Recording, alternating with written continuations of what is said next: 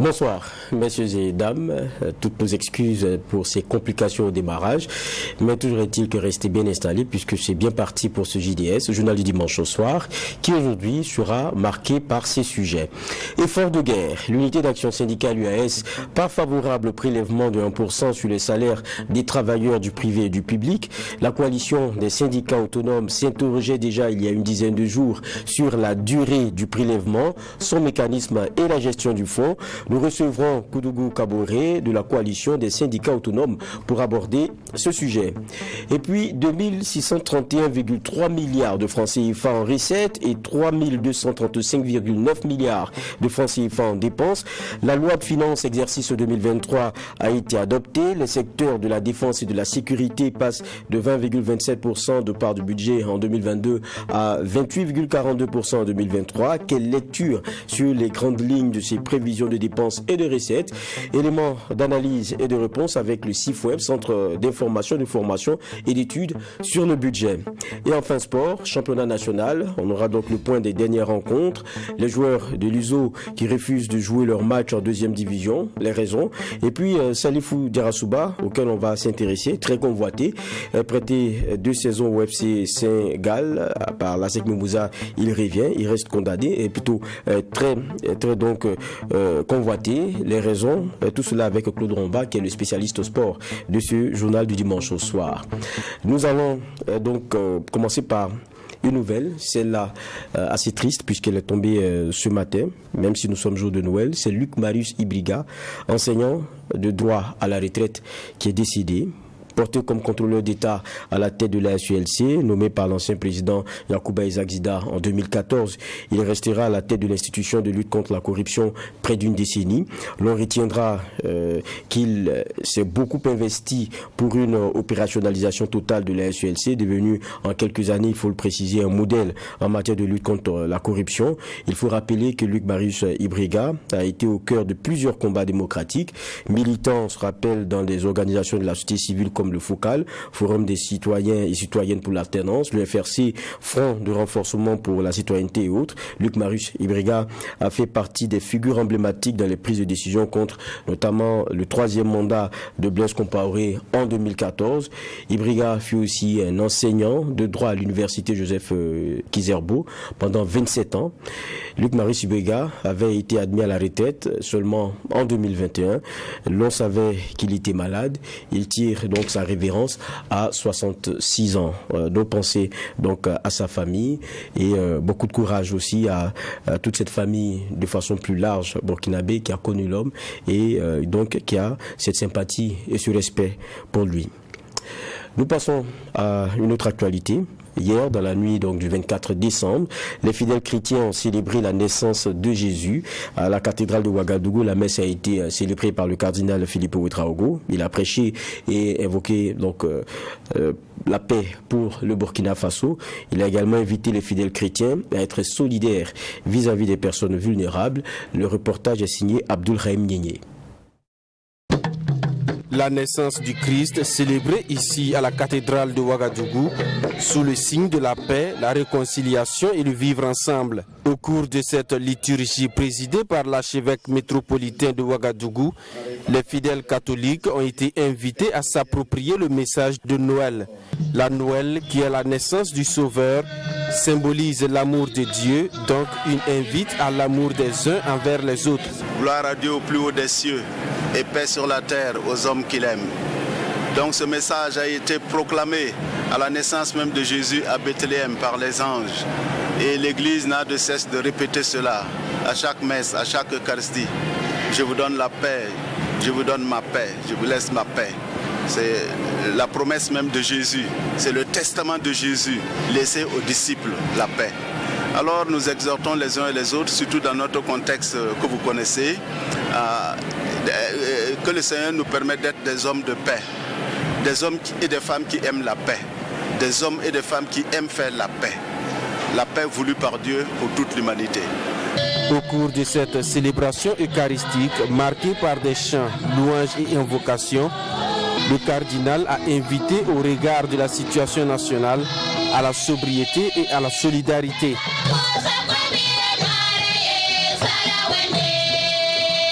avons voulu que cette célébration soit caractérisée par la dignité, des célébrations dignes, mais dans la sobriété et la solidarité.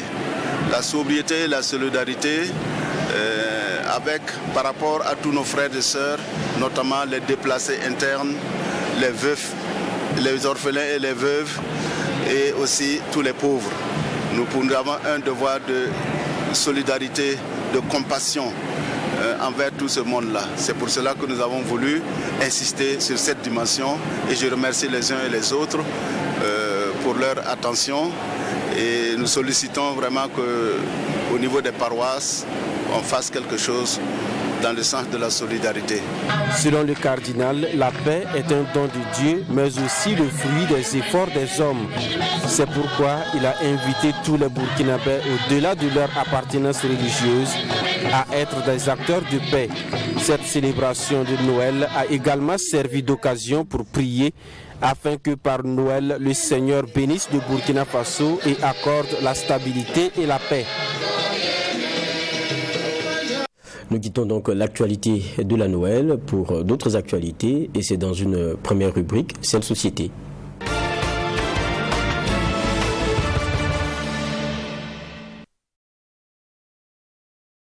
Nous l'annoncions en titre, l'idée du gouvernement de prélever 1% sur les salaires nets des travailleurs pour alimenter plutôt le fonds de soutien à la guerre passe mal au niveau de l'UAS, Unité d'Action Syndicale.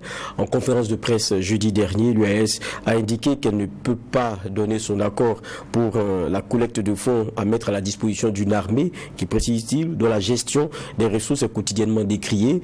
L'UAS estime que les travailleurs fournissent déjà d'énormes efforts dans la lutte contre le terrorisme.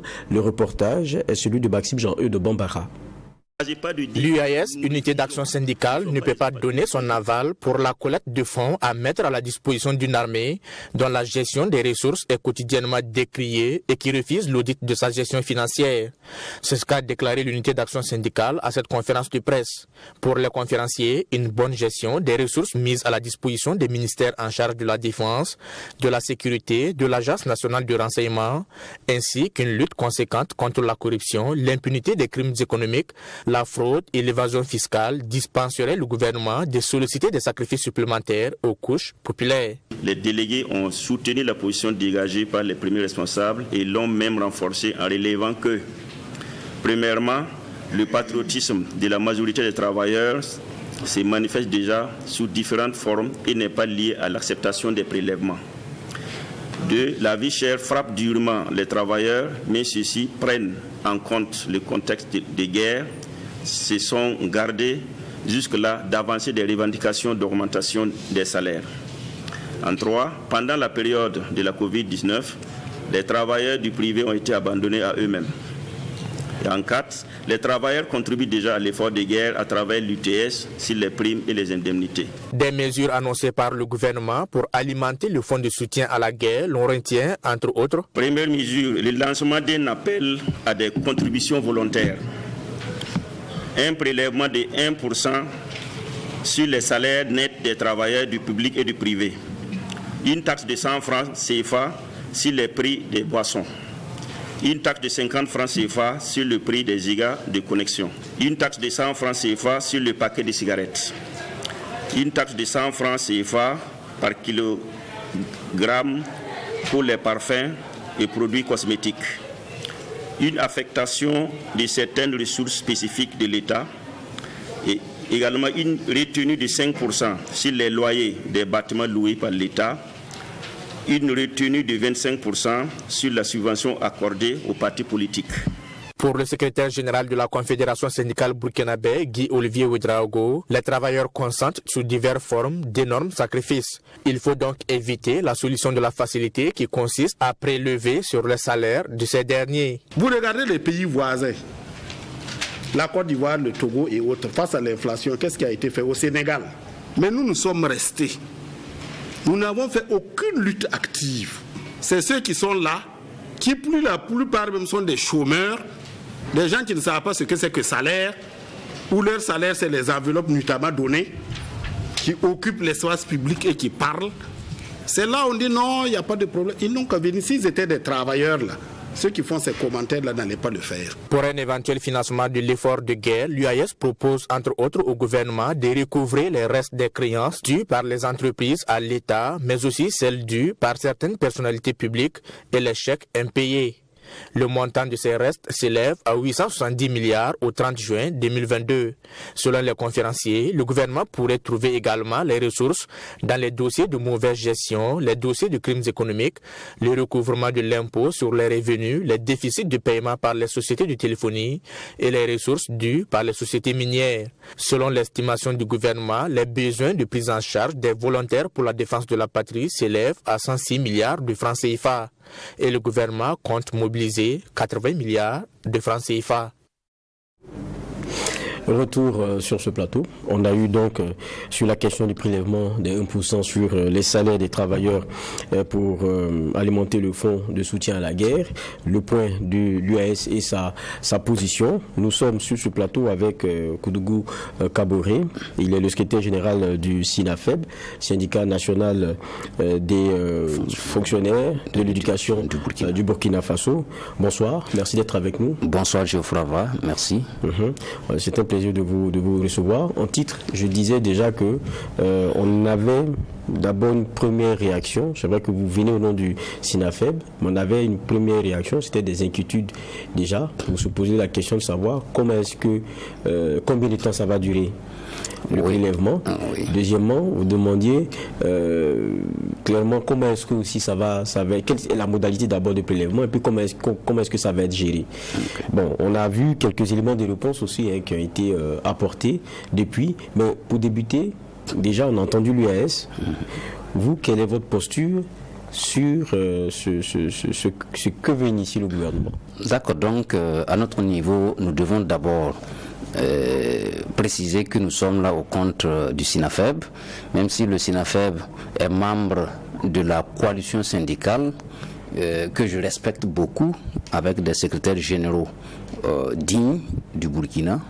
Eh bien, je dois dire que la correspondance que vous avez vue, c'est vrai, c'est au nom de la coalition et je n'avais pas à intervenir au titre de la coalition, mais au titre du SINAFEB. C'est cela. Mais pour cette question principielle qu'est le prélèvement, je dois dire que le SINAFEB n'a aucun problème à ce qu'il y ait des contributions. Donc, là où ça pose problème, certainement, c'est la question de rhétorique. Puisque le président du FASO nous a parlé de contribution volontaire. Et qui parle de contribution volontaire, il n'y a pas d'imposition à faire. Mais nous attendons, et c'est avec de concert avec les autres camarades, que cette question-là sera élaguée et aux besoins informés. C'est par voie d'onde, surtout sur la RTB, que nous avons appris à travers le ministre de l'économie, voilà, qui était aussi un de nos camarades lors de nos luttes de la coalition, eh bien, où nous avons trouvé des camarades qui ont vu leur salaire suspendu. Heureusement que beaucoup sont en train de rentrer dans leurs droits, eh bien, expliquer des mécanismes. Or, nous, en ayant adressé la correspondance, eh bien, avec les autres camarades, nous attendons quand même qu'il y ait un retour avant que nous puissions nous prononcer. Rien ne prouve que ce qu'ils disent est la meilleure solution. Rien ne prouve que nous n'avons pas d'autres propositions à faire. Donc, au niveau du SINAFEB, le SINAFEB va s'aligner sur la ligne de la coalition syndicale, une coalition d'ailleurs qui, c'est du fait de la malgouvernance syndicale que ces situations arrivent, parce que quand des syndicats bénéficient des subventions et que ils excluent d'autres syndicats par le biais de demandes, l'État vous reconnaît d'abord comme structure qui existe pour défendre des intérêts, donc, et d'autres continuent de trouver d'autres canaux pour vous dire, pour qu'on soit ensemble, il faut déposer des demandes pour qu'on soit ensemble, pour défendre. En ce moment, il fallait te compromettre parce qu'il y a eu des insuffisances de gestion qui a vu la naissance d'autres structures syndicales. Les gens se posent des questions souvent par rapport au nombre pléthorique des syndicats, oui, mais il ne faudrait pas qu'il y ait des barrières après que l'État, qui a l'impérium, voilà, puisse donner cutus à quelqu'un de défendre et vous décidez, voilà, de donner. Et c'est sur ces bases-là, vous savez, j'étais là entre-temps sur la question de la loi 81, on nous a piétiné.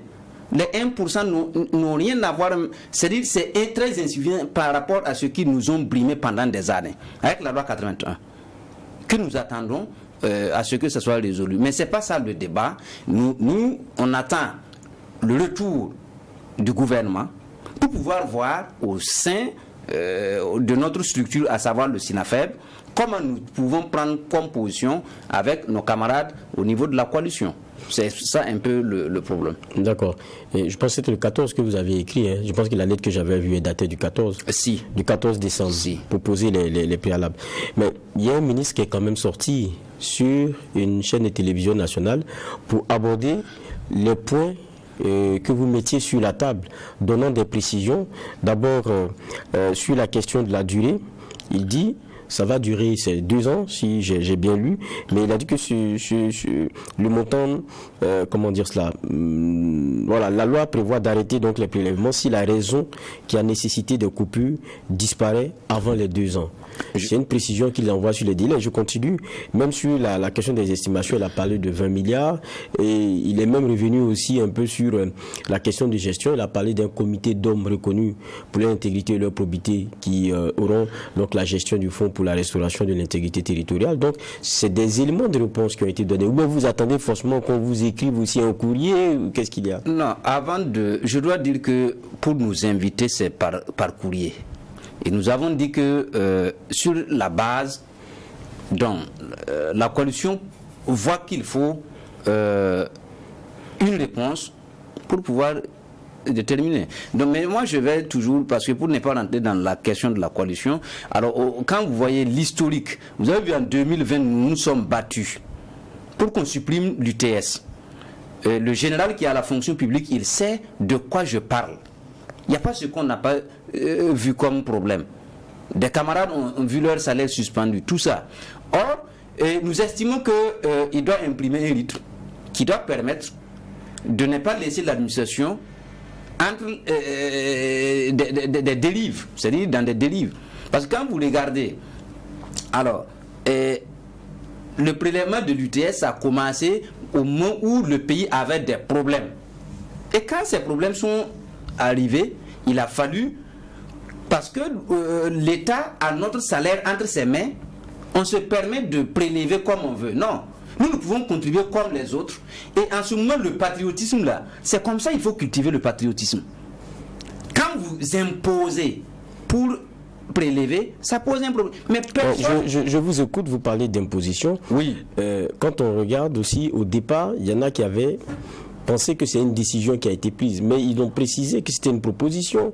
Et je ne comprends pas pourquoi est-ce que vous acharnez à dire c'est une imposition, c'est une imposition. Non, l'imposition c'est quoi? Ça veut dire que vous avez votre grenier. Et c'est quelqu'un qui a la garde de votre grenier, il dit bon, à tout moment j'enlève et je te donne. Moi je n'ai pas, je peux contribuer plus que ce que le gouvernement demande.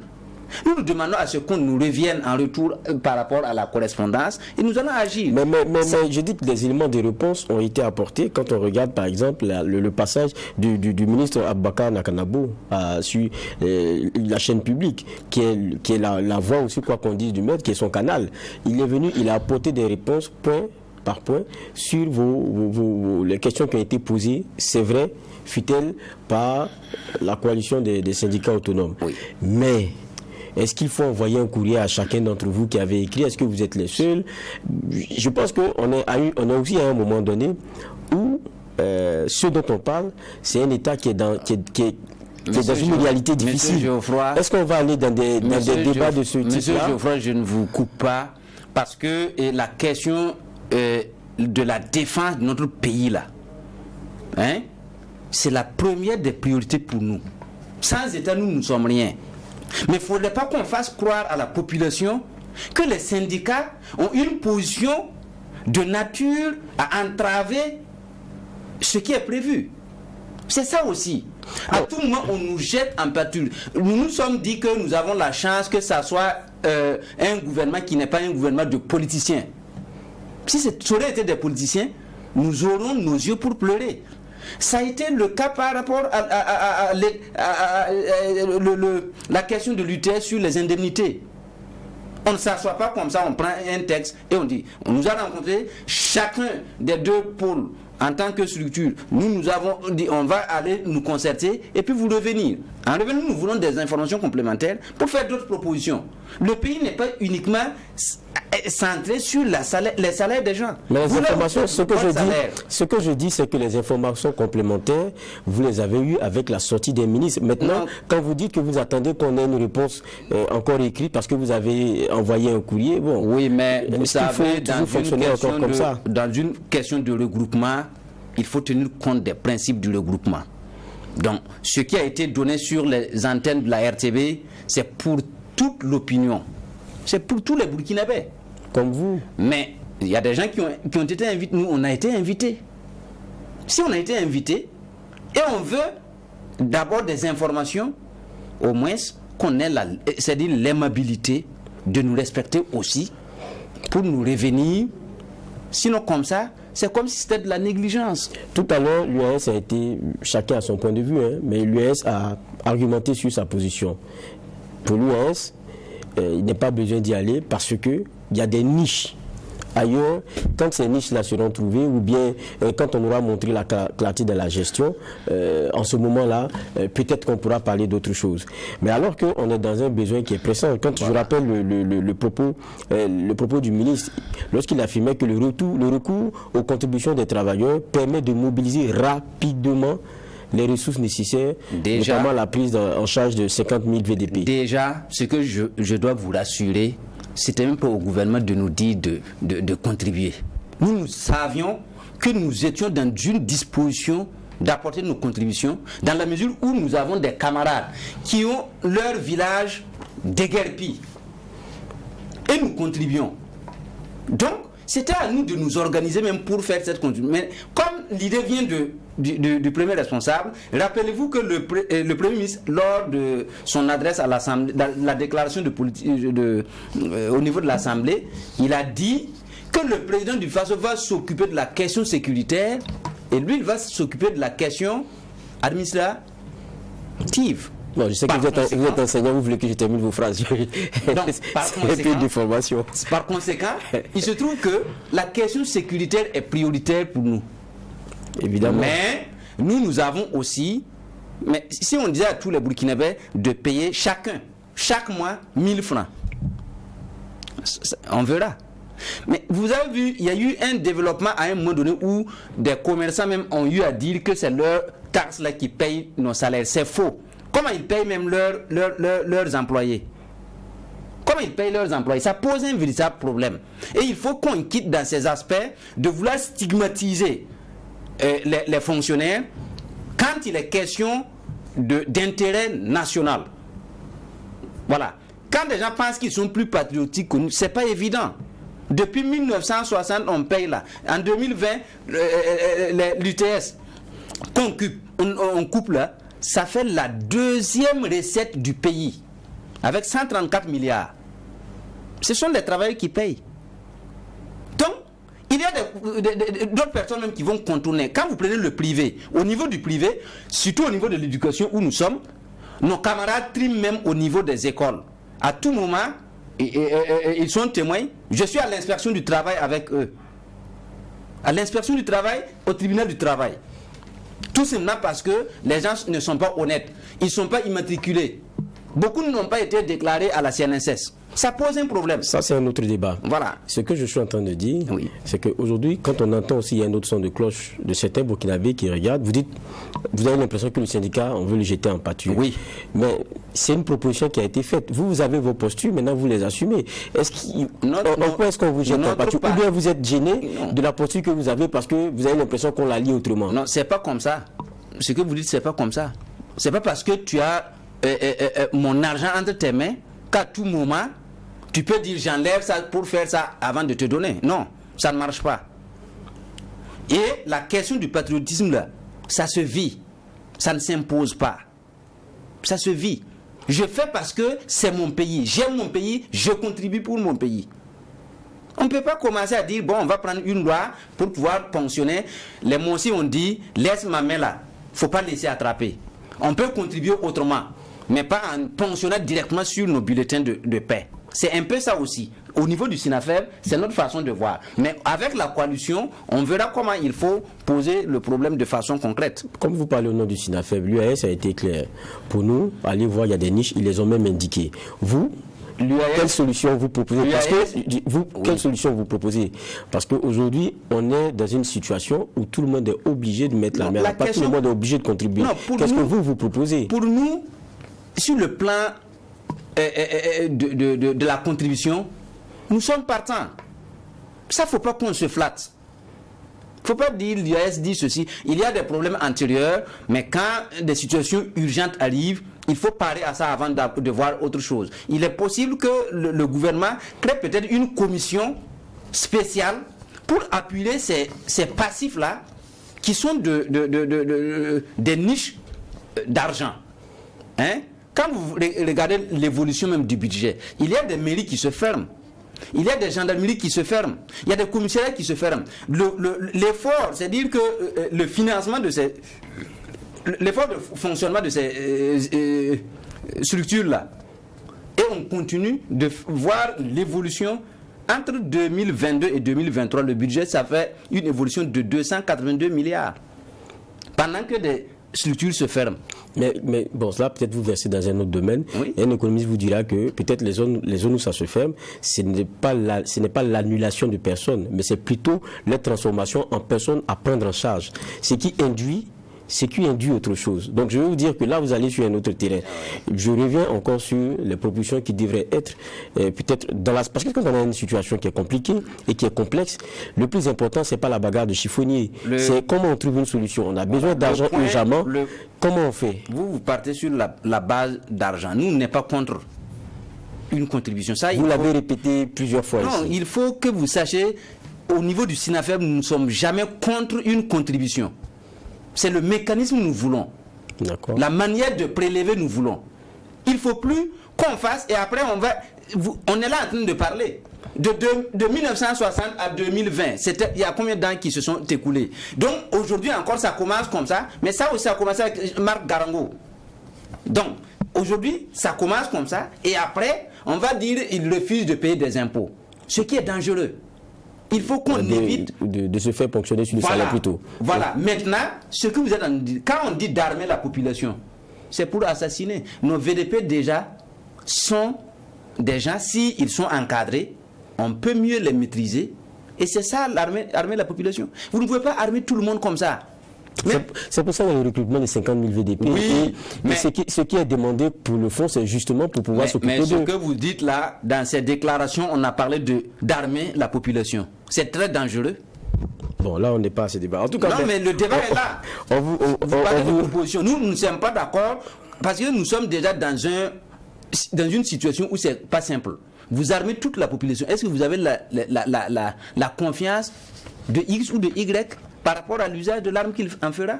Bon, ce qu'on a pour l'instant, c'est la question des VDP plutôt, sur lesquels c'est plus clair et pour lesquels il y a eu un recrutement qui est lancé. Et donc, on demande l'effort pour pouvoir accompagner. Je pense que ça, c'est plus concret. Au-delà de ça, nous avons des visions futuristes. Le gouvernement parle de VDP en espace de 2 ans. Alors, après 2 ans, qu'est-ce qu'on fait de ces VDP? C'est ça. Et où est-ce qu'il faut trouver pour pérenniser leur existence? Mais pour l'instant, il va falloir s'en occuper. Non, on ne peut pas écouter parce que dans notre problème, Koudou. il faut voir toujours les questions de façon futuriste, 50 ans, 100 ans. D'accord, on comprend. Voilà. En tout cas, merci bien, M. Koudou Kaboé, d'être passé. Je rappelle que vous êtes le secrétaire général du SINAFEB, syndicat national des fonctionnaires de l'éducation du Burkina. Merci, Geoffroy va de nous avoir conviés. Ça a été un plaisir. Ça a été aussi un plaisir pour nous de donner notre position, mais la coalition viendra par la suite pour donner sa position de façon plus claire et mieux que ce que le gouvernement propose. Merci. On l'espère. Merci d'être passé. On va passer, nous, à une autre rubrique dans ce rendez-vous JDS, journal dimanche au soir. Et on va parler maintenant économie.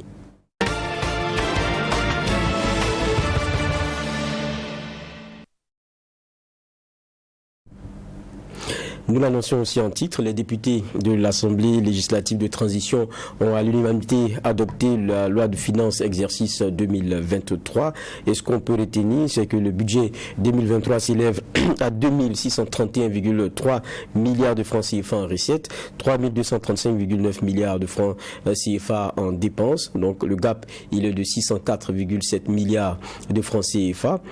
Pour les questions de sécurité et de défense, on le verra, la proportion dans le budget, il est devenu encore plus important. Avant d'avoir un regard plus détaillé sur cette loi de finances, nous vous proposons ce retour, notamment sur l'adoption.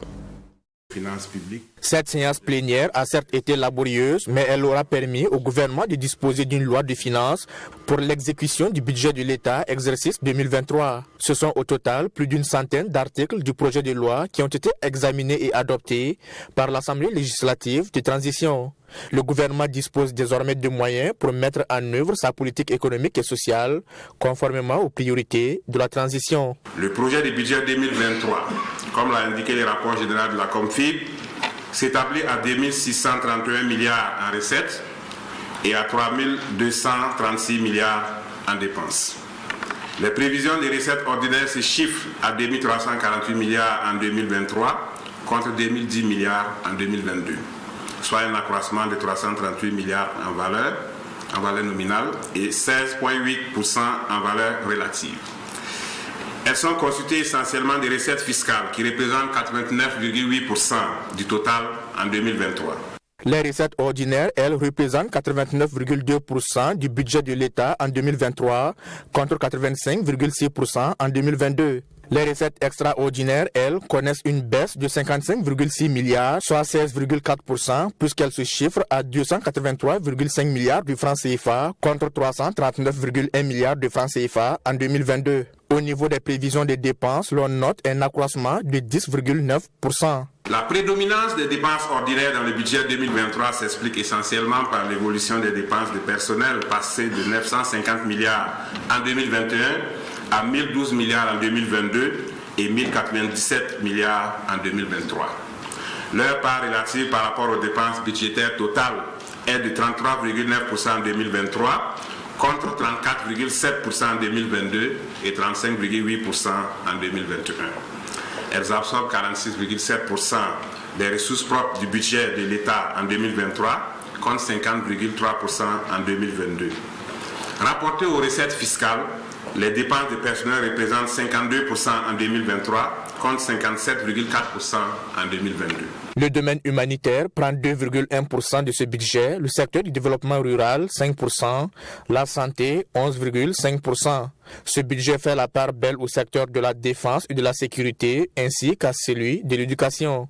La défense et la sécurité prennent 28,42% du budget et l'éducation absorbe 30%. Le secteur de l'éducation regroupant le préscolaire, le primaire, le secondaire, le supérieur, la formation professionnelle et technique, quant à lui, absorbe 30% des prévisions budgétaires de 2023 hors financement extérieur, soit 689,5 milliards de francs CFA. Au regard du caractère prioritaire et sensible de ces secteurs, les efforts ont été faits afin de permettre une couverture appréciable des besoins prioritaires pour un bon déroulement des activités académiques. Si l'épargne budgétaire connaît une amélioration de 167,4 milliards de francs CFA, le déficit budgétaire, lui, est en dégradation de 34,6 milliards de francs CFA. Il représente 4,8% du PIB. Il est prévu être couvert par les ressources de trésorerie, notamment les emprunts programmes et les emprunts obligataires. Retour sur ce plateau. Nous sommes donc de plein pied dans la partie économie de ce JDS, journal du dimanche au soir. Et je suis rejoint par David Nana. Bonsoir. Bonsoir, monsieur Va. Bonsoir aux téléspectateurs du Truc TV. Merci. Et ensemble, on va recevoir notre invité pour avoir plus d'éclairage sur ce budget-là. Et nous sommes avec Trissa Ouattara, chargé de programme au CIFWeb. Bonsoir et merci d'être avec nous. Bonsoir, monsieur Va. C'est un plaisir de vous recevoir ici.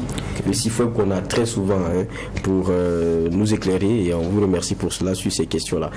Mais avant de venir à la question du budget, tout à l'heure je discutais déjà avec des syndicats, notamment Koudougou Kaboré. Il a partagé son avis en tout cas sur la proposition du gouvernement. Mais on se dit que lorsqu'on parle de fonctionnaires, privé, c'est public. Vous avez, dans tous les cas, privé, un contrat avec votre employeur, public, dans tous les cas, même si l'État c'est votre employeur, vous êtes encadré par des textes. Est-ce que, même si on est encore à l'étape de proposition, il ne devrait pas avoir de préalable lorsqu'il s'agit de ce genre d'éléments? Ok, merci bien. Effectivement, en tout cas, on a vu déjà les controverses que la proposition du gouvernement fait déjà au sein de l'opinion publique entre les différents acteurs. Mais pour nous, on va dire que c'est une proposition, on va dire, qui est quand même une bonne chose, mais peut-être qu'il y a des choses, il y a des mécanismes, il y a la forme qui n'est pas tout à fait adéquat et qui puisse justifier que nous soyons à couteau tiré entre les syndicats et le gouvernement, parce que si vous écoutez les acteurs du syndicat, ils disent qu'ils ne sont pas contre une contribution, et donc c'est le mécanisme qui fait débat, la forme qui fait débat, et peut-être qu'à l'aide de charge, si on regarde un peu la structure économique de notre pays, on peut bien se dire qu'effectivement soit la loi de finances qui vient d'être adoptée devait pouvoir régler le problème au lieu de créer un fonds parallèle pour justement la mobilisation des ressources pour l'effort de guerre.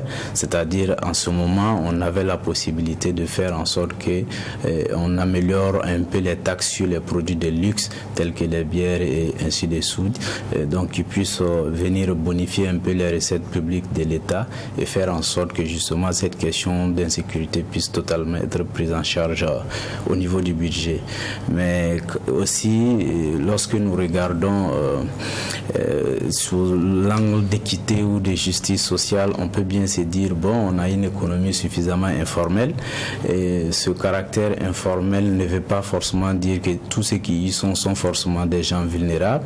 On voit bien des acteurs économiques qui sont au niveau informel, mais qui ont quand même une capacité de contribution assez énorme, et du reste, on voit qu'eux, ils s'organisent pour apporter des contributions volontaires, et on s'est dit que si on organise mieux, on peut cibler plus large, améliorer ce niveau, ce fonds, et pouvoir en tout cas préserver l'équité et la question de justice sociale, parce que les travailleurs ont comme l'impression que c'est encore eux qui doivent fournir plus d'efforts, alors qu'ils n'ont pas forcément la possibilité de se dérober au paiement de l'impôt qui sont déjà institués. On comprend que ce que vous dites, c'est qu'on aurait pu agir autrement si on revoyait la base qu'on fonctionne. Parce que tout le monde est consommateur, donc d'une façon ou d'une autre, on cible un certain nombre de produits et puis on finit par avoir ce qu'on veut. Moi, c'est une façon de voir les choses aussi. Dans tous les cas, le débat il est toujours lancé. Mais la proposition y est aussi parce que dans le même ordre, oui, il y a déjà ces propositions-là qui sont prises en compte. Maintenant, ça donne l'impression que le travailleur ou le fonctionnaire, il paye doublement. Ça. Bon, c'est comme vous animez souvent le mot à dire, ça arrive même là-bas aussi. Donc, on va dire d'une façon ou d'une autre, il y a toujours en fait ce choc. Je dirais pas un choc en tant que tel, mais il y a à arrondir certains angles. Mais je crois qu'il y a aussi un message pour moi qui est important, c'est que il y a un besoin qui est exprimé ici et maintenant, parce que les mêmes qui disaient il faut armer les populations, les mêmes qui disaient la question des VDP, il faut trouver un meilleur traitement, il faut trouver comment. Mais cela veut dire qu'il y a un besoin qui est clair et qui est net ici et maintenant. Il faut pouvoir y apporter des réponses. Et je suis d'accord aussi que pour montrer patte blanche, pour que tout le monde soit enclin à le faire, il faudrait aussi que sur certains éléments, on montre aussi la bonne gestion qu'on veut impulser. Avec, je me rappelle, le CIFOEB qui était d'ailleurs, il n'y a même pas si longtemps, à un panel. Et c'était même le directeur exécutif, non? C'est ça. Il rappelait, Issou Ouattara, qui dit par exemple les dépenses dans l'armée, on ne doit pas, lorsqu'on veut chercher et comprendre, on ne doit pas lui opposer aux enquêteurs qui sont habilités la question du secret défense, alors qu'on a de façon récurrente des éléments qui tendent à faire croire que tout n'est pas si bien fait là-bas. Donc, il y a beaucoup d'éléments. Mais ce n'est pas le sujet. C'est pas le sujet. Le sujet, c'est bien le budget. On a un budget, j'ai donné les chiffres tout à l'heure, avec le gap qu'on a et tout. De façon globale et générale, vous qui êtes, on va dire, les personnes de ressources dans le domaine, quel regard vous avez sur ce budget-là qu'on a depuis hier? Merci bien. Je crois que, comme vous l'avez évoqué, on a un budget qui vient d'être adopté et on voit bien que tant en dépenses qu'en recettes, il y a quand même une amélioration. C'est-à-dire les recettes se sont améliorées par rapport à leur niveau de 2022. Les dépenses aussi. On a un déficit qui est de l'ordre de 604,7 milliards. Donc, du point de vue relatif, 4,8% du PIB. Justement, quand on regarde ce niveau de 4,8% du PIB par rapport à 2022, on a gagné un tout petit peu en amélioration parce que quand bien même qu'en valeur absolue, le niveau de déficit de cette année dépasse celui de 2022, mais rapporté au PIB, effectivement, l'année passée, on était à 4,9 et de cette fois-ci, nous sommes à 4,8, une toute petite amélioration. Mais ceci étant, au-delà du déficit budgétaire qui est quand même, il faut signaler, on est au-delà de la norme communautaire imposée à travers le pacte de convergence qui veut que les déficits publics soient de l'ordre de 3% du PIB. Mais justement, vous vous souviendrez qu'à la faveur de la COVID-19, ce pacte avait été suspendu justement pour permettre au pays de lui au moins de dégager suffisamment de ressources pour pouvoir apporter des réponses adéquates à la lutte contre le coronavirus. Et donc, je crois que le pacte de convergence n'est pas encore établi, mais le Burkina, au-delà de la question de Covid, est confronté justement à l'insécurité. Et je puis vous dire que ces niveaux de déficit ou ces seules caractéristiques que nous observons sur le budget 2023 qui vient d'être adopté sont aussi à quelque part expliquent un peu l'effet de l'insécurité sur notre budget. Parce que bon, c'est vrai qu'on a, au-delà du déficit, une épargne budgétaire qui est en amélioration, mais on a, malgré cette amélioration de l'épargne budgétaire, on peut toujours se dire qu'en 2023, notre investissement dépendra encore du financement extérieur, ce qui n'est pas forcément, j'allais dire, une bonne chose, parce que la situation d'insécurité que nous avons ne permet pas forcément de remplir toutes les conditionnalités pour exécuter à notre aise tout ce qui est investissement sur ressources extérieures. Parce que la situation sécuritaire n'étant pas maîtrisée, si vous aviez justement un investissement programmé dans une zone donnée et qu'au moment où vous devez exécuter cet investissement et que la situation est devenue, en tout cas la situation sécuritaire est devenue très problématique, en tout cas il faut développer des mécanismes avec le bailleur pour pouvoir transférer l'exécution de ces infrastructures dans une zone donnée. Mais quand il s'agit des ressources propres, c'est facilement fait. On peut très rapidement réorienter ces ressources vers des zones où la situation sécuritaire est maîtrisée et pouvoir faire en sorte que, tout à l'heure quand j'écoutais votre débat, faire en sorte que bon, la question du budget ne soit pas une question de territoire ou de zone seulement, mais c'est dire qu'il faut que le budget suive le mouvement des populations. C'est là où il y a un citoyen, là où il y a une population, c'est là qu'il fallait apporter une réponse. Et à partir de ce moment, c'est beaucoup plus facile avec les ressources propres par rapport aux ressources extérieures. D'accord. D'accord. Je veux bien rester aussi avec la fin de votre intervention. Là, il y a un gap, 604,7 milliards. Donc, quand on regarde les grandes masses du budget, c'est un déficit budgétaire. Et généralement, dans le milieu, quand on parle de déficit budgétaire, il y a forcément une dette à contracter. Alors, moi, peut-être la question que j'aimerais bien vous poser, c'est de savoir, vous, votre regard sur la capacité de notre État, dans la situation actuelle, de pouvoir mobiliser ces 604 milliards. Est-ce que vous y croyez ? Bon, a priori, on n'a pas d'élément qui nous dit que l'État ne pourra pas, en tout cas, mobiliser ces 604 milliards en termes de déficit, parce que quand même, quand vous regardez l'historique, malgré la situation sécuritaire, le Burkina Faso a toujours pu lever des ressources, au point que de plus en plus, on s'inquiète un peu de l'évolution de notre dette publique, parce que elle est à des niveaux, j'allais dire, un peu inquiétantes, surtout avec l'amélioration de la dette intérieure qui est généralement beaucoup plus coûteuse que la dette extérieure, parce que la dette extérieure, généralement, c'est vrai qu'il y a d'autres risques liés au risque de taux de change ou de taux d'intérêt, mais elle est généralement beaucoup plus concessionnelle que la dette intérieure. Donc, mais le contexte international faisant que les ressources extérieures étant rares ou devenant de plus en plus difficiles à mobiliser, finalement on se rabat sur la dette intérieure qui malheureusement a des niveaux, en tout cas a des coûts plus élevés et qui exerce justement une pression sur notre budget. Effectivement, si vous regardez dans le budget de 2023 les niveaux des charges financières de la dette, il y a quand même, on peut dire que c'est un niveau très rapidement élevé par rapport aux 3 ou 4 dernières années, et donc cela joue aussi sur notre capacité de financer notre investissement sur ressources propres.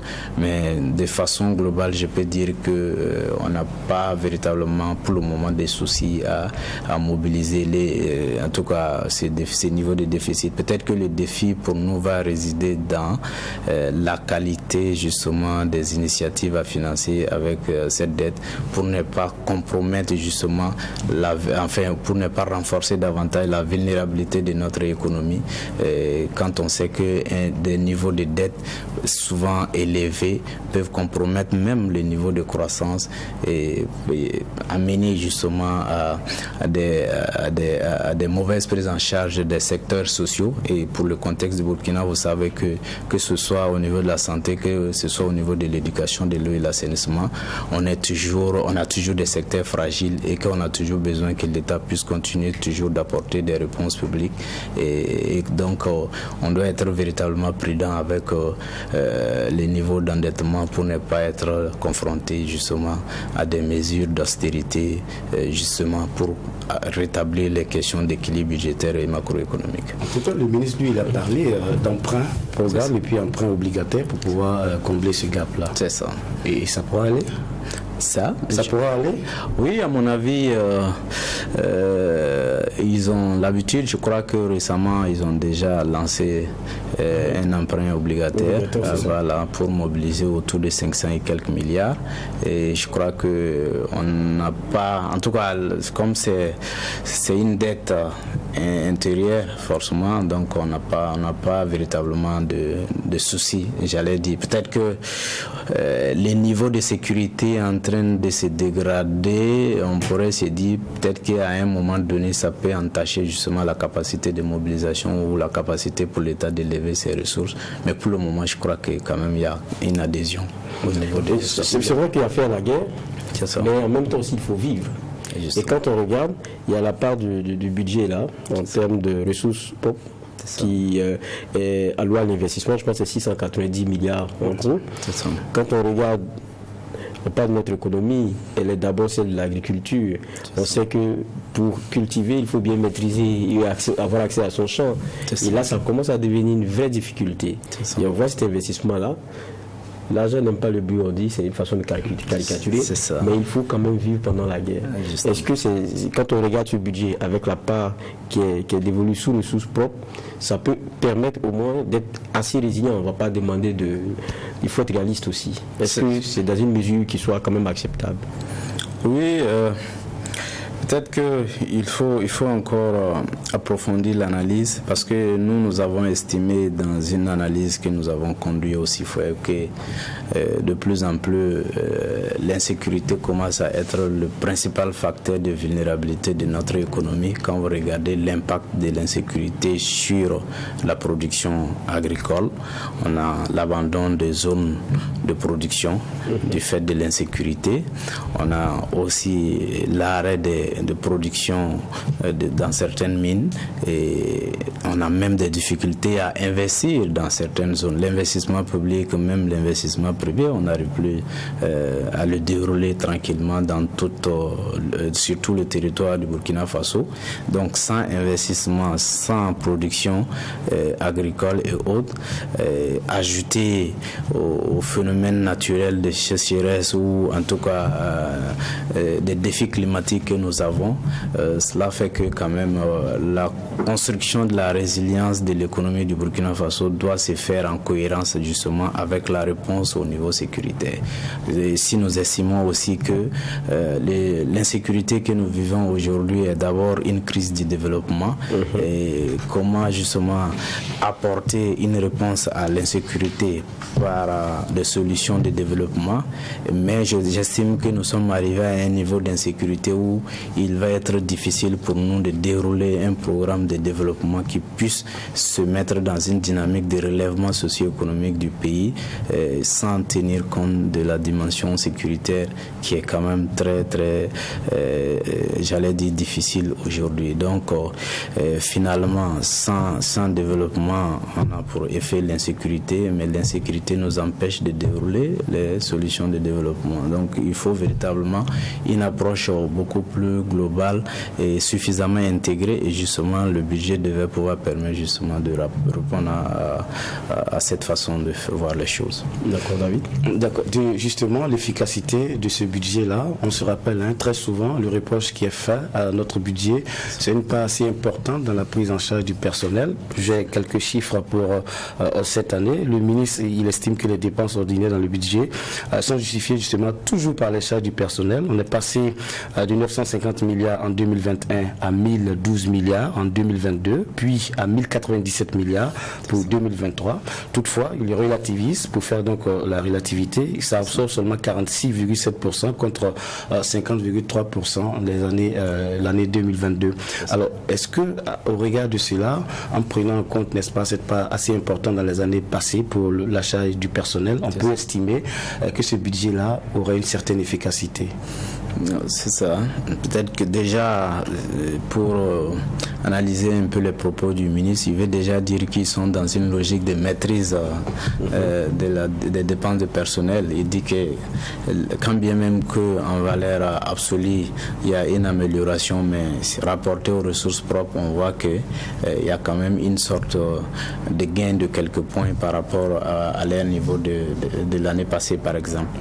Et donc, ça voudrait dire qu'ils sont conscients, mais je crois que sur la question de la problématique de la masse salariale, depuis quelques années déjà, ça fait débat au niveau du Burkina.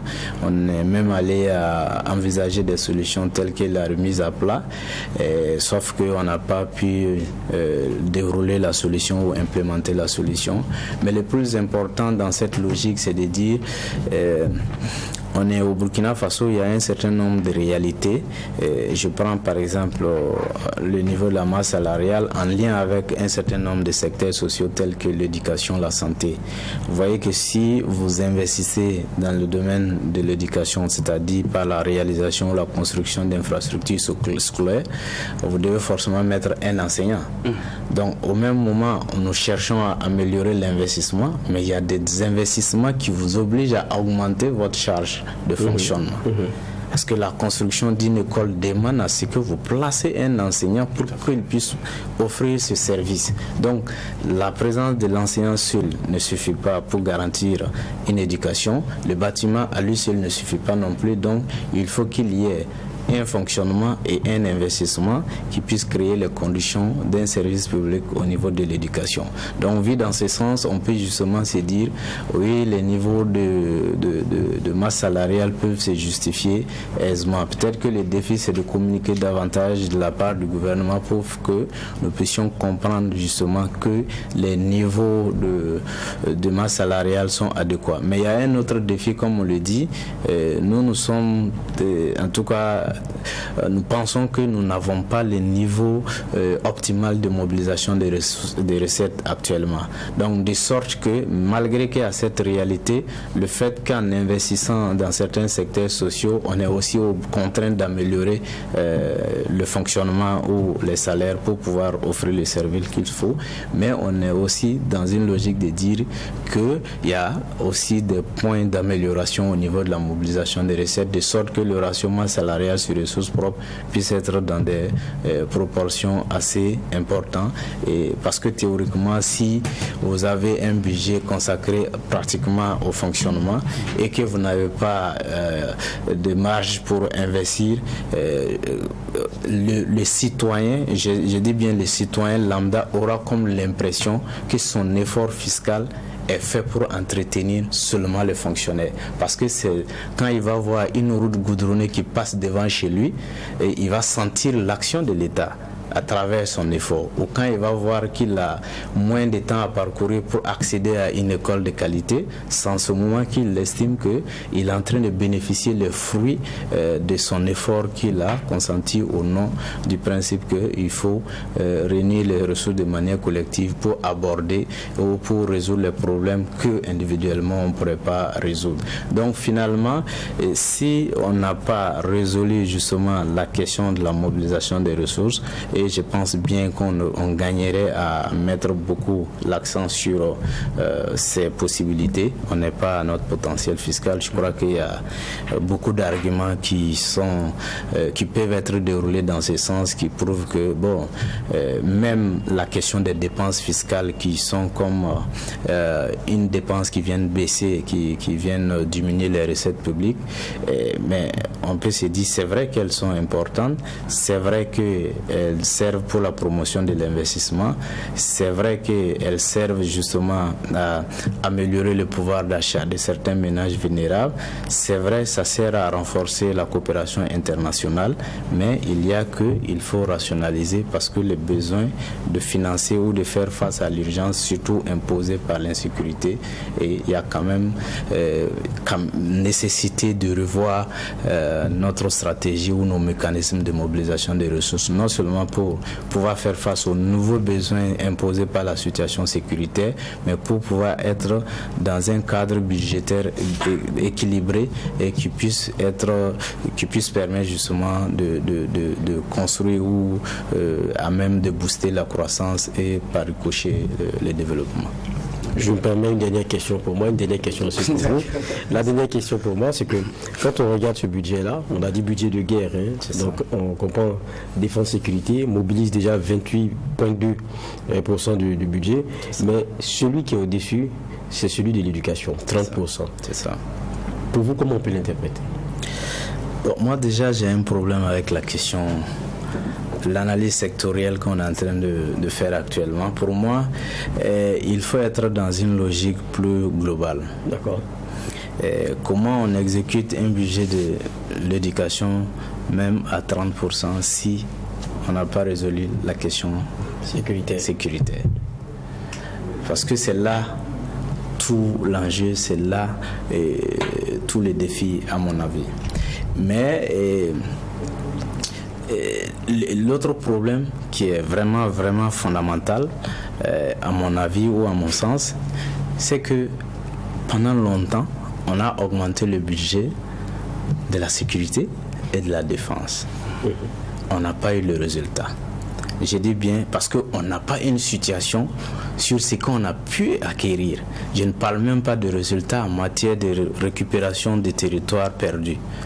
Mais je dis en principe ou économiquement, si aujourd'hui j'ai besoin d'un équipement, on a budgétisé des ressources pour que j'acquière cet équipement, normalement en fin d'année, je dois pouvoir faire le point pour voir est-ce que cet équipement est acquis. Et si l'équipement est acquis, ça voudrait dire que je n'ai plus besoin de mobiliser des ressources encore les autres années pour acquérir les mêmes équipements.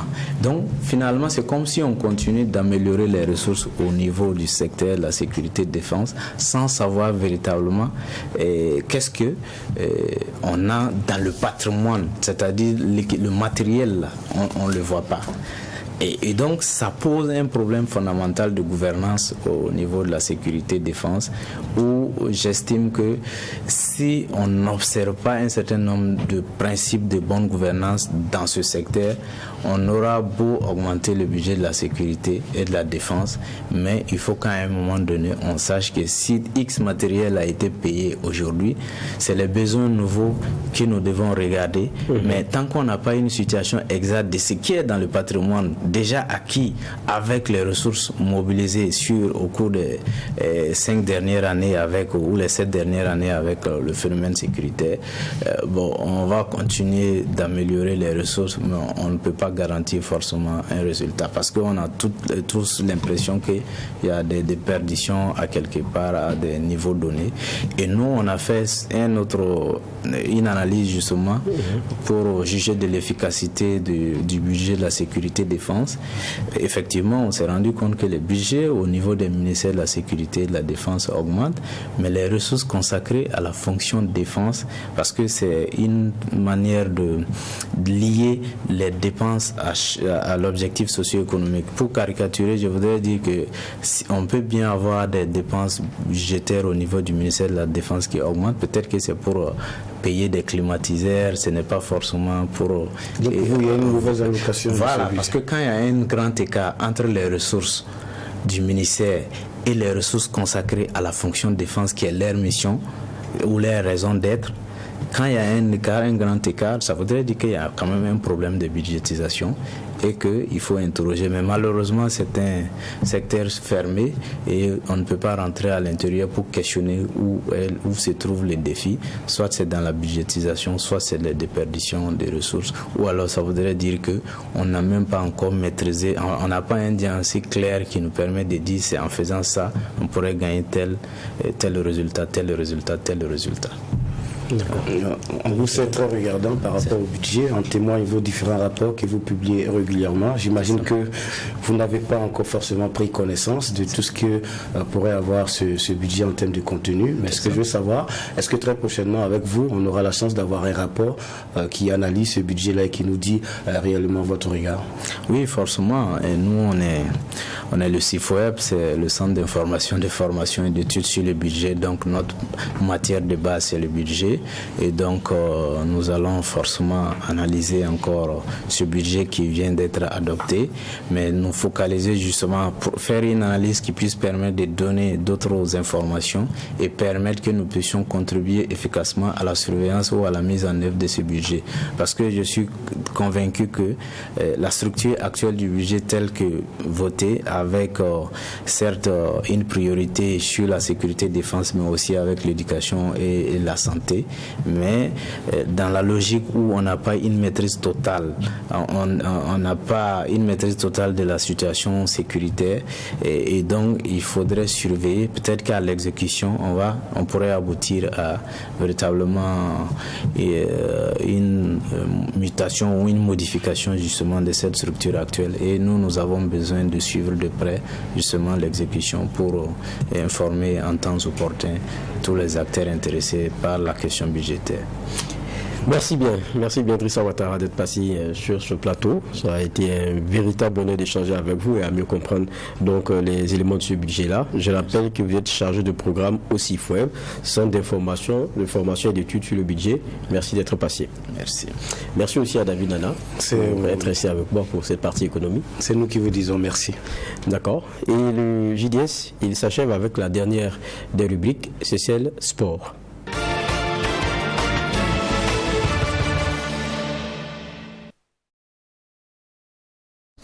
Et pour cette partie sport, ce qu'on va vous partager comme première image, c'est une rencontre. Elle a eu lieu hier. C'est entre l'EFO et le Majestic FC. 0-1, c'est le score final de cette rencontre. Et le but, il a été marqué par Yul Water, qui donc, après une déviation de la tête, parvient donc à pousser lui dans la cage et donc achever l'action et donc permettre au Majestic de mener au score. Avant de revenir sur ce plateau pour d'autres échanges, je vous propose d'ailleurs ce qu'ont été les propos des différents donc entraîneurs. depuis près de 4 matchs, le coach titulaire est parti. Donc on est en train de faire un travail de toilettage. Mais je pense que c'est un travail mental qu'on a travaillé avec les enfants depuis les 4 matchs qu'on a fait. Bon, moi j'étais à côté, l'entraîneur des plus jeunes. Bon, maintenant l'entraîneur titulaire vient d'arriver. Il n'a pas fait une séance, donc on est obligé de gérer la séance jusqu'à aujourd'hui. Mais j'avoue que bon, le mental y est. Il n'y a pas de souci. Le mercato est la bienvenue. On va essayer de travailler d'ici la trêve là pour rebondir. Bon, ce soir, c'est juste un problème de cadrage. Hein. Vous avez vu, c'est un corner, on a rémisé. Bon, maintenant, c'est un problème de marquage.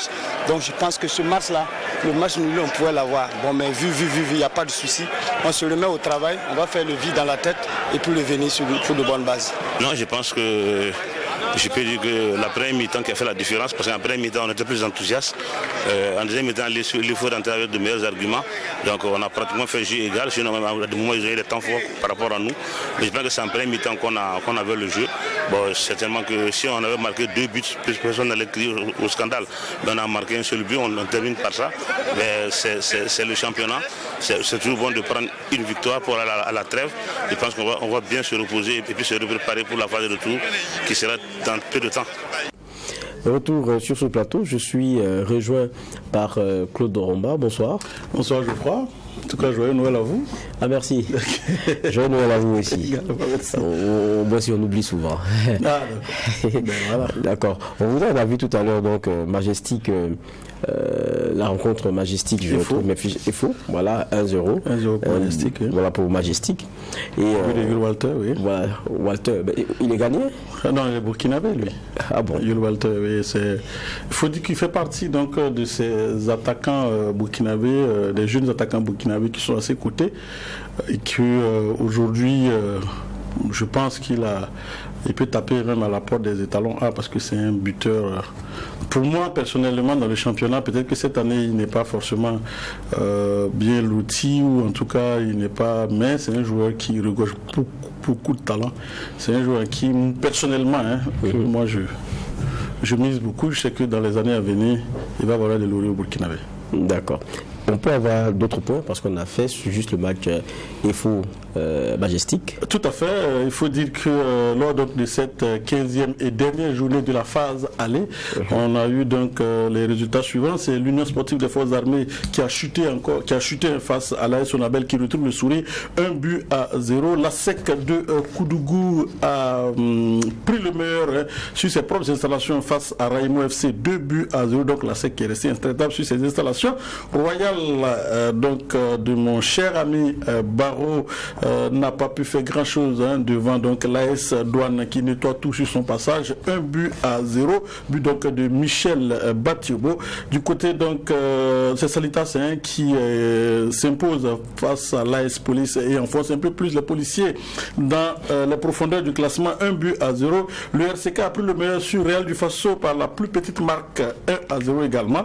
L'étoile filante de Ouagadougou l'a vu tout à l'heure qui a chuté face à Majestic Sporting Club 1-0.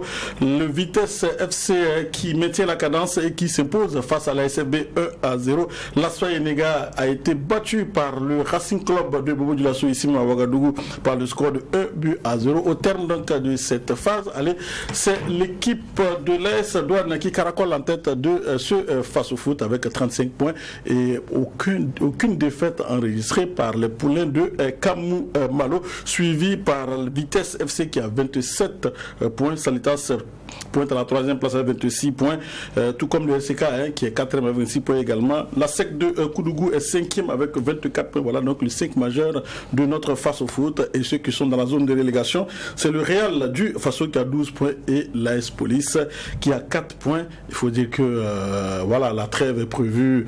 La trêve va durer peut-être 3 semaines. La reprise est prévue, je pense, entre le 13 2 semaines, je pense le 13 ou le 14 janvier.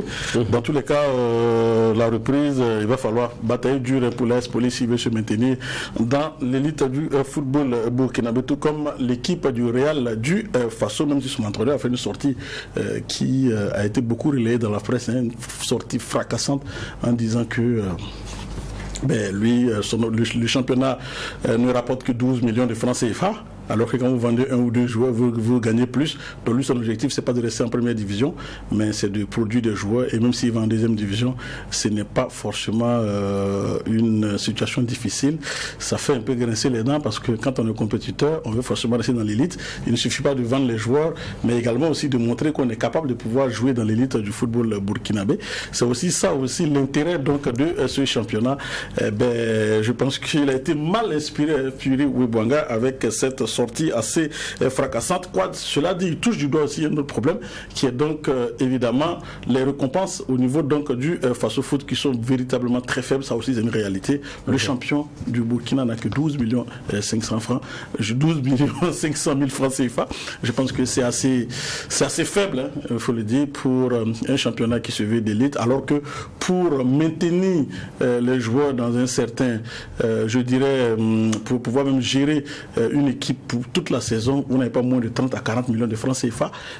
Si 30 à 40 millions de francs CFA pour certaines équipes, 50 pour d'autres, vous trouvez à avoir 12 millions 500, je pense que ça doit faire réfléchir, et qu'au niveau donc de la Fédération burkinabé de football et du ministère des Sports et du football burkinabé en général, il faut qu'on réfléchisse à donc rendre les prix plus attrayants que cela. Le meilleur buteur du Faso Foot, c'est donc Salih Bagaté de Salitas, 9 buts, suivi de Batibo, 6 buts, et Ismaël Sionné de Vitesse à 6 buts.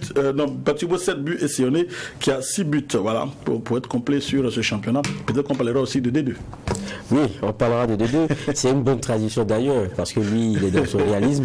Il faut qu'il y ait de l'argent. Tout à fait. Donc, et lui, il se positionne sur ce qu'il peut rapporter.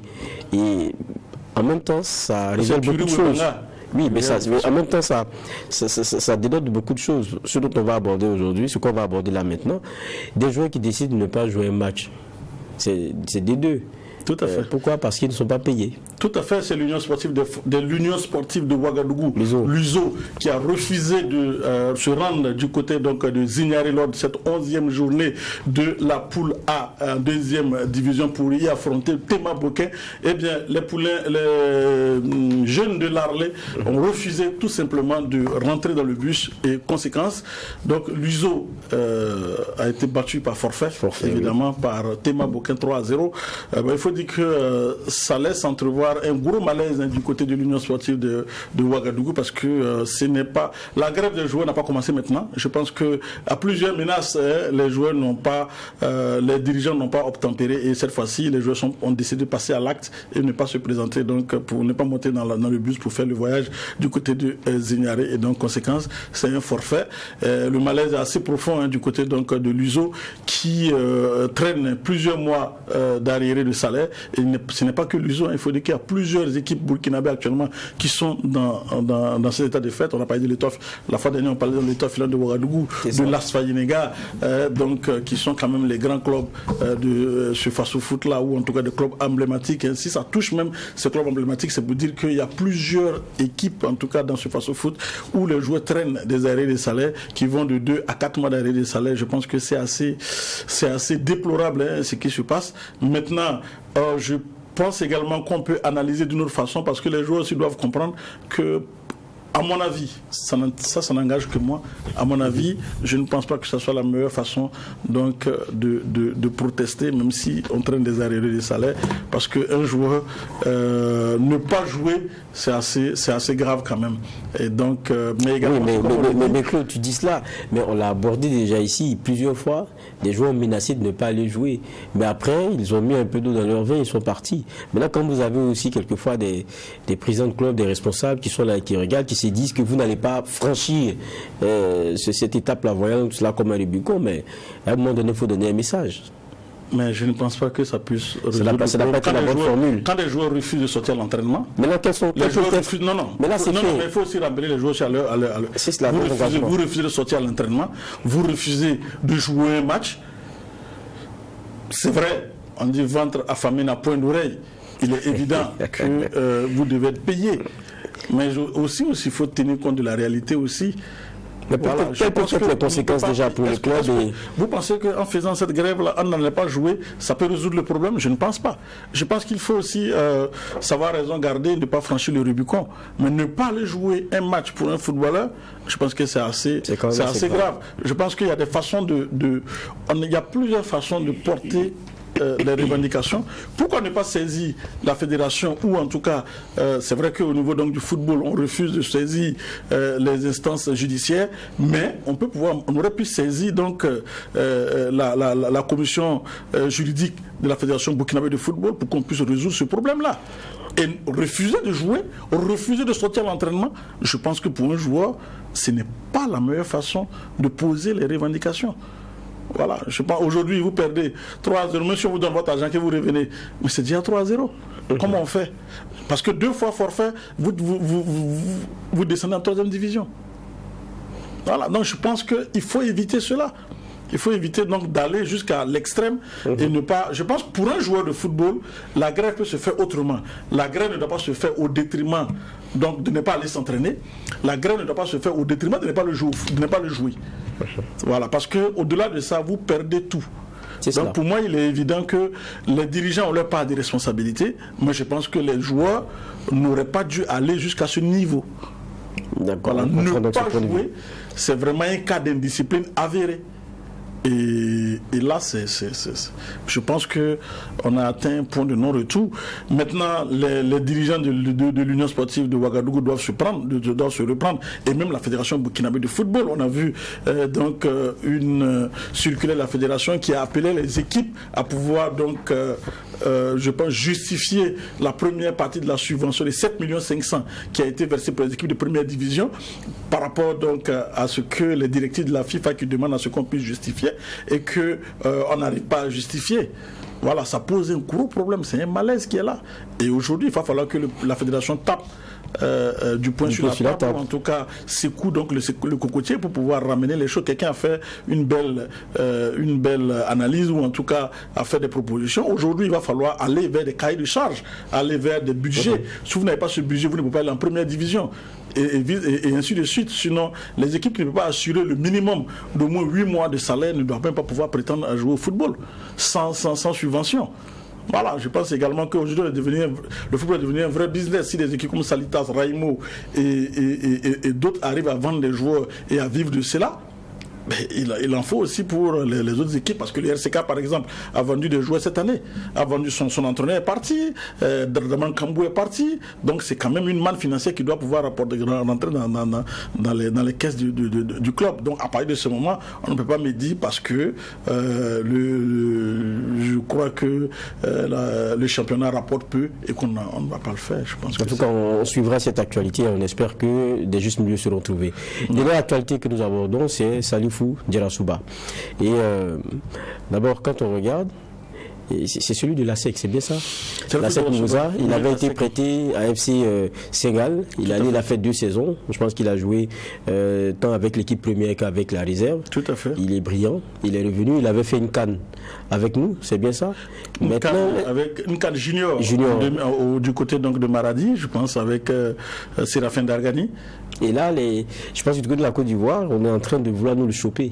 Il est pratiquement du côté donc des éléphants de Côte d'Ivoire, parce que les éléphants A' qui doivent jouer en janvier prochain le CHAN, donc il fait partie donc de la liste des 26 joueurs éléphants convoqués pour le CHAN, et d'ailleurs il rentre en regroupement à partir donc du 26 décembre, c'est-à-dire demain déjà qu'il rentre en regroupement.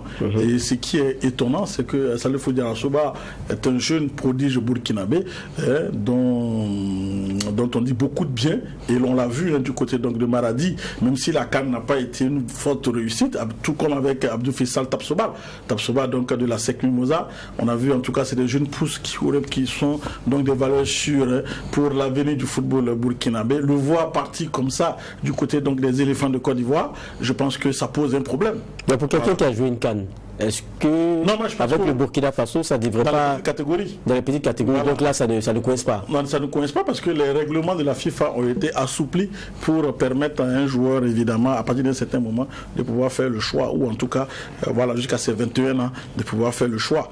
Maintenant, il n'a pas joué avec les étalons. Rappelons qu'il a été convoqué par Kamou Malo à l'époque pour la double confrontation contre, je pense que c'était le Malawi, lors des éliminatoires de la CAN 2021, qui s'est joué en 2022 du côté du Cameroun.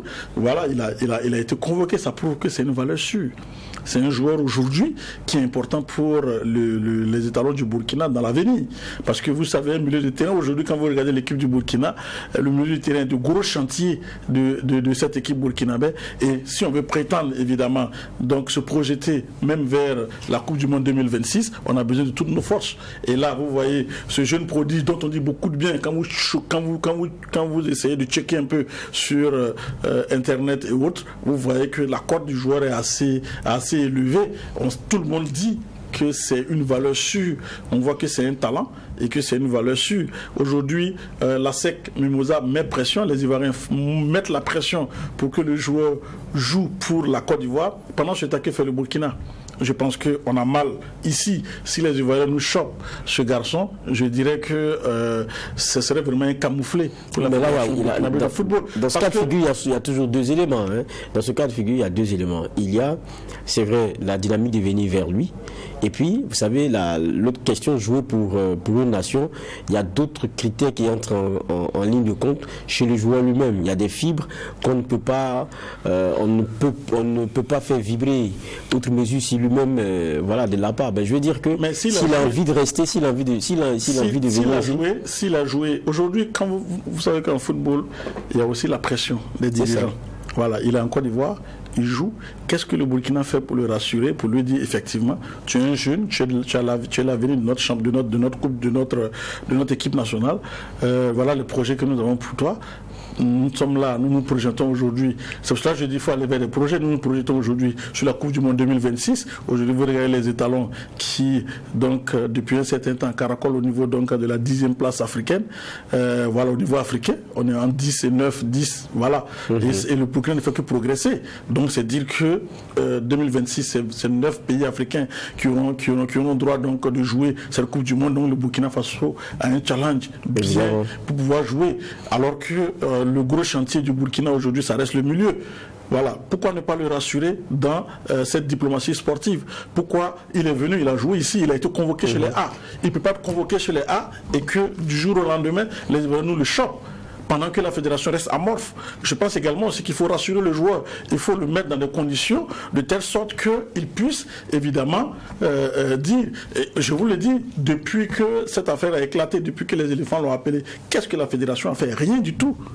Rien du tout. Alors que là, aujourd'hui, c'est les influences. Voilà, c'est amener des gens vers lui, discuter avec lui, discuter avec ses agents, discuter avec ses parents, le rassurer, lui montrer en tout cas quelles sont les opportunités que le Burkina peut lui offrir par rapport à cette Coupe du Monde. Parce que pour moi, il a plus de sens de jouer dans cette équipe burkinabé et qui peut viser donc la Coupe du Monde donc en 2026. Voilà, que de jouer dans cette équipe de Côte d'Ivoire qui quand même regorge beaucoup de talent. Voilà, il faut aussi le mettre dans des situations où le garçon est rassuré. Mais s'il n'a pas toute cette assurance, il ne viendra pas. Si du côté de la Côte d'Ivoire, tout le monde sait que c'est un talent, on essaie donc de le rassurer, on essaie donc de le mettre dans les conditions optimum. La SEC également, la SEC Mimosa d'Abidjan, on le sait, tout le monde connaît le lobbying de Maître Géonien. Mais il appartient au Burkina de rassurer les garçons dans la mesure où il est venu il était dans l'écurie. À partir du moment il a joué, il a été appelé chez les A, il connaît un peu les rouages, il connaît un peu les garçons, il connaît un peu les dirigeants. À partir de ce moment, c'est à nous de faire la démarche pour le rassurer. À partir du moment où il joue, parce que je parle pour les profanes, à partir du moment où il joue pour le Chan, il joue le Chan pour le compte du Burkina, c'est fini. C'est fini. Pour la Côte d'Ivoire, c'est fini. C'est fini, on ne l'aura plus. Bon, donc, mais là, qu'est-ce qu'on peut encore? Non, mais je pense que rien n'est encore fait. On a jusqu'au premier match du CHAN, tout est encore possible. Voilà, jusqu'au premier match du CHAN, tout est encore possible. Il faut amener des émissaires, il faut aller rencontrer le garçon, il faut rencontrer sa famille, il faut rencontrer son agent, il faut discuter avec lui, il faut le rassurer, il faut lui montrer le projet, il faut lui dire les choses. Voilà, je pense aussi que c'est ça, c'est un grand garçon. Parce que la pression du côté de la Côte d'Ivoire, elle est forte, elle est grande. Parce qu'ils veulent, parce que voilà, la Côte d'Ivoire aussi a un challenge à jouer par rapport au CHAN. Maintenant, quel est lui son avenir après le CHAN? C'est cela. Il y avait beaucoup de propositions. Pour quelqu'un qui a été déjà appelé ici en équipe A, ça veut dire qu'il y a beaucoup à mettre dans la balance. Pour moi, aujourd'hui, la Fédération burkinabé de football doit pouvoir donc actionner un certain nombre de leviers au niveau diplomatique, au niveau même amener une mission. Voilà, pour rencontrer le garçon, le rassurer, voilà, mettre le garçon dans une situation de confort, pour qu'il dise à la Côte d'Ivoire, non, c'est vrai, c'est mon pays. La Côte d'Ivoire est mon pays d'adoption, mon pays d'origine est le Burkina, et j'ai choisi de jouer pour le Burkina parce que ce Burkina Faso-là me donne des garanties au niveau sportif, des garanties au niveau financier également aussi, mais des garanties tout court. Voilà, et je pense que c'est comme ça. Peut-être que d'aucuns vont blâmer ce jeune-là. Non, le football est devenu un vrai business. Mais en même temps, dans ce business, il faut pouvoir rassurer les gens. Il faut pouvoir amener les gens aussi vers des projets. Voilà pourquoi je dis il va falloir que la Fédération burkinabé de football se bouge un peu. Voilà, que de rester amorphe par rapport donc à ces sujets-là. Parce qu'on a dit que l'une des politiques de cette fédération aussi, ils avaient dit en son temps, que c'était de convaincre les binationaux. Mais les binationaux, ce n'est pas forcément du côté donc de l'Europe ou en tout cas en Europe, mais il y a également des binationaux quand vous prenez du côté de la Côte d'Ivoire, le vivier burkinabé qui est là-bas, le vivier de jeunes burkinabés et de jeunes talents qui y sont et qui aujourd'hui font le beau jour de plusieurs clubs ivoiriens, mais quelle démarche on fait vers eux? Quand vous regardez l'équipe de la Côte d'Ivoire, où la plupart des jeunes joueurs sont partis du cru national, on peut se dire qu'il y a une valeur sûre là-bas. Et pourquoi ne pas les convaincre à venir d'abord intégrer nos équipes de jeunes, nos équipes nationales de jeunes, et puis ensuite les propulser vers l'équipe A. Je pense qu'il faut aussi réfléchir. C'est un vrai projet, ça demande un projet, parce qu'il ne faut pas se projeter, de prospecter. Ce n'est pas que au niveau donc des Européens. Quand vous prenez Yaya Touré, Koro Touré sont quittés en Côte d'Ivoire. Donc c'est pour dire que voilà, il faut interpeller la Fédération burkinabé de football, il faut les titiller pour qu'ils puissent mener à bien ce projet, et qu'ils nous présentent un projet dans ce sens. Et au-delà, aujourd'hui, le football burkinabé a besoin de se positionner pour la Coupe du Monde 2026. Mais quand vous regardez dans l'organisation du football burkinabé, quand vous regardez au niveau donc de la fédération, rien ne bouge. Parce qu'il ne s'agit pas de prendre l'argent de performance de la CAN pour se distribuer et ne plus rien faire derrière. Vous regardez après l'embellie avec les différentes qualifications des étalons dans les différentes Coupes d'Afrique des Nations ou des différentes compétitions de la CAF. Aujourd'hui, il y a quoi? Il n'y a rien. On est éliminé presque partout. Il y a un travail à faire. Voilà, il y a un travail à faire. Donc il va falloir interpeller la fédération, que la fédération puisse se bouger et qu'elle puisse, voilà, ne pas perdre évidemment ce qui a été construit depuis longtemps. Parce que là, toutes ces équipes qui sont éliminées là, c'est vraiment un manque à gagner. Il va falloir encore des années pour pouvoir remettre ça à flot. Et donc aujourd'hui, le président Bansé est plus que jamais interpellé. Il a 2 ans de la fin de son mandat. S'il veut rebeloter, il va falloir qu'il puisse creuser un peu les ménages pour pouvoir donc remettre le bateau, le navire du football burkinabé à flot pour l'emmener vers les horizons. Parce que si on veut se préparer pour la CAN 2026, c'est maintenant. Et pour la Coupe du Monde 2026, c'est maintenant. Voilà, je pense que c'est vrai pour le moment, l'équipe A bénéficie, ou en tout cas, il y a quelque chose. Mais si cette équipe-là n'est pas soutenue derrière par des jeunes pousses, ça va être difficile. Ça va être difficile. Donc il faut prospecter, il faut garder le cap et puis se projeter. En tout cas, merci bien Claude Ramba pour tous ces éclairages. Merci d'être passé. C'était donc la partie sport, ce qui met aussi fin à ce JDS, le journal du dimanche au soir que j'ai pris plaisir à présenter. On se retrouve dimanche prochain et d'ici là, ce qu'on peut espérer, c'est de se porter bien.